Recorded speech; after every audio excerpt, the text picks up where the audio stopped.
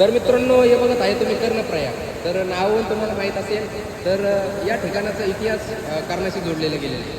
हर हर महादेव, रामकृष्ण हरी. मित्रांनो, तर आता आपण पाचवे प्रयाग, आपलं पाचवं प्रयाग कर्णप्रयागमध्ये आलेलं आहे. दानभूमी कर्णनगरी कर्णप्रयागमध्ये आपण कालच बसलो होतो, आता स्नान वगैरे केलेले. तर मित्रांनो, या ठिकाणी कर्णाने ध्यान केलं होतं. त्यावेळेस त्यांना सूर्यदेव प्रकट होऊन त्यांना कवच कुंडल देखील याच ठिकाणी दिलं होतं. आणि या ठिकाणी थोड्या अंतरावर कर्णाची मंदिर देखील आहे, तर त्या ठिकाणी देखील जाणार आहे. तर पाहू शकता पॉंडर नदी आणि आलकनंद त्या ठिकाणी आपल्याला संगम पाहायला मिळते. तर दोन्ही जाऊन पुढे जातात ते त्यांचा संगम होते. तर कर्णप्रयागमध्ये आज आपल्याला येण्याचं सौभाग्य लाभलेलं, स्नान वगैरे केलेले. मायनस टेम्परेचर होतं तरी देखील आपण स्नान केलेलं आहे. अशा प्रकारे या ठिकाणी बकेट आणली होती.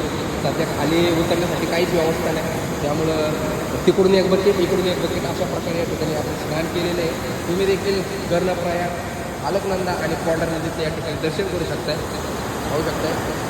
तर मित्रांनो, आता आपले 5 प्रयाग या ठिकाणी पूर्ण झालेले आहेत. तर आता आम्ही आपले 5वे बद्री आदिबद्रीच्या दिशेने प्रस्थान करत आहोत. त्यामुळं आपले व्हिडिओ जे कोणी बघत असेल व्हिडिओ जास्तीत जास्त शेअर करा आणि कमेंटमध्ये हर हर महादेव जरूर लिहा. तुम्हा सर्वांना माझ्याकडून हर हर महादेव सीताराम.